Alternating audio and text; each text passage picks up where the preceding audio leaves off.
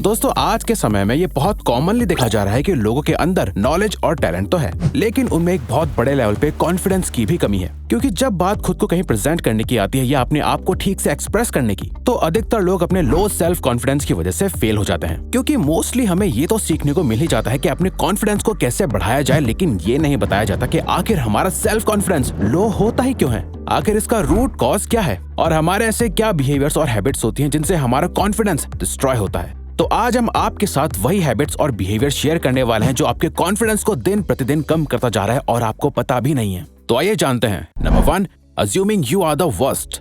साल 2012 में MBA applicants पर एक स्टडी करी गई, जहां उन्हें एक टास्क करने के लिए दिया गया और जिन लोगों ने उस टेस्ट में बाकियों से कम स्कोर करा, उन्हें ये कहा गया कि उन्होंने टेस्ट में बहुत खराब परफॉर्म करा है। जिसके बाद उनका फिर से एक और टेस्ट लिया गया जो सेम ही डिफिकल्टी लेवल का था। इससे हुआ ये कि उनका कॉन्फिडेंस और भी कम हो गया, जिस वजह से उन्होंने टेस्ट में पहले से और भी ज्यादा खराब परफॉर्म करा। और स्टडी से ये साबित हुआ कि जब आप अपने बारे में बुरा सोचने लगते हैं या इवन फैमिली, फ्रेंड्स और सोसाइटी के तानों की वजह से आप अपने आप को ही नीची नजरों से देखने लगते हैं, तो आपका सेल्फ कॉन्फिडेंस भी हर एक चीज को लेके गिरने लगता है, जो आपके एक्शंस और परफॉर्मेंस को भी अफेक्ट करता है। दोस्तों एक कहावत है, जैसा आप सोचते हो वैसे आप बन जाते हो। अगर आप यही सोचते रहेंगे कि मैं अच्छा नहीं दिखता, मुझसे नहीं होगा, मेरे बस की नहीं है, मैं एक कॉन्फिडेंट पर्सन नहीं हूँ, तो आप अपने इन्हीं थॉट्स में फंसे रहोगे। लेकिन वहीं अगर आप सिर्फ इस बात पे कॉन्फिडेंस रखना शुरू कर देते हैं कि चाहे जो भी सिचुएशन हो, मैं अपनी तरफ से अपना बेस्ट दूंगा, क्योंकि एंड रिजल्ट मेरे हाथ में नहीं है, मेरे हाथ में सिर्फ प्रिपरेशन और एफर्ट्स हैं, जिसमें मैं अपना बेस्ट दूंगा, जो होगा देखा जाएगा। तो आपका खुद पे ये बिलीफ आपको अंदर से एक ट्रू सेल्फ कॉन्फिडेंस देगा और आपके अंदर से एंड रिजल्ट क्या होगा इसका डर निकलेगा।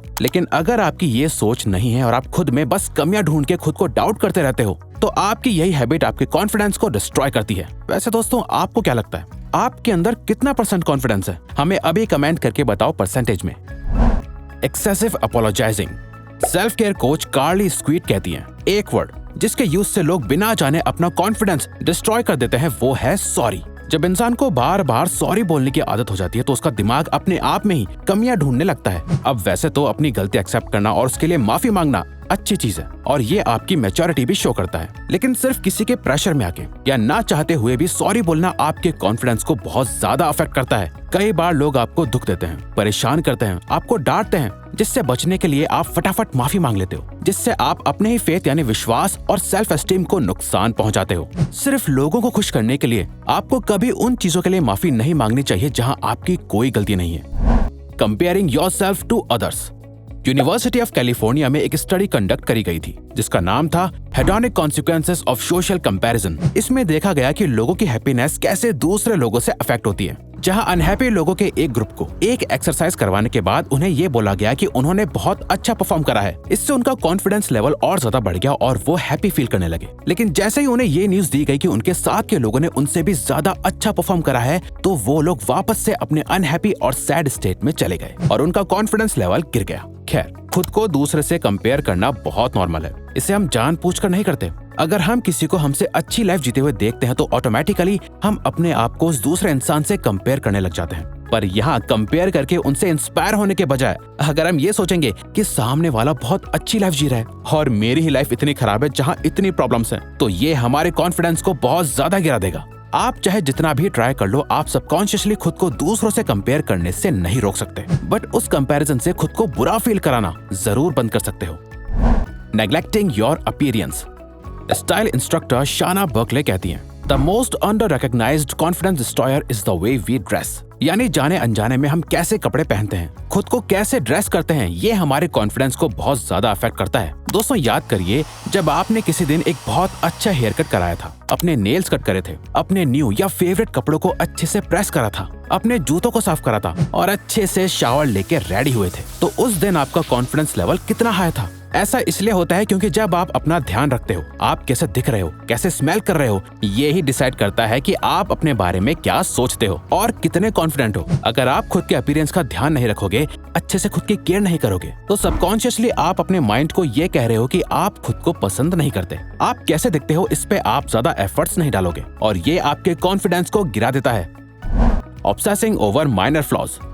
इतिमाद शेट्स, a PhD candidate at Cambridge University and founder of Effectivology, कहते हैं, people subconsciously destroy their own confidence due to a pattern of thinking called the spotlight effect. यानी अधिकतर लोग अपना सेल्फ कॉन्फिडेंस स्पॉटलाइट इफेक्ट की वजह से गिरा देते हैं। दोस्तों, स्पॉटलाइट इफेक्ट में आप अपनी छोटी से छोटी कमियों को इतना ज्यादा बड़ा बनाकर देखते हो कि आपको लगता है कि लोग आपकी उन कमियों को नोटिस कर रहे हैं और ये आपके कॉन्फिडेंस को बहुत ज्यादा डिस्ट्रॉय करता है। आइए इसे एक बहुत ही सिंपल और कॉमन एग्जाम्पल से समझते हैं। फॉर एग्जाम्पल, मान लो आपके फेस पे एक पिंपल आ गया और आपको लग रहा है कि उस पिंपल की वजह से आपका पूरा दिन खराब जा रहा है। लोग आपके इस पिंपल को नोटिस कर रहे हैं और ये आपके लुक्स को खराब कर रहा है, आप अच्छे नहीं दिख रहे। तो यहाँ बेसिकली स्पॉटलाइट इफेक्ट काम कर रहा है, जहाँ आप एक छोटी सी चीज को इतना बड़ा बना रहे हो जो रियलिटी में कुछ भी नहीं है, क्योंकि अधिकतर लोगों को इससे कोई फर्क नहीं पड़ रहा होता कि आपके फेस पे पिंपल है या नहीं, या आप किस प्रॉब्लम को फेस कर रहे हो। ये थॉट बस आपके दिमाग में बहुत ज्यादा बड़ा होता है और इससे आपका कॉन्फिडेंस डिस्ट्रॉय हो रहा होता है। जबकि रियलिटी तो यह है कि सबका खुद पे ज्यादा ध्यान होता है, बजाय आप पे या किसी और पे ज्यादा फोकस करने पे।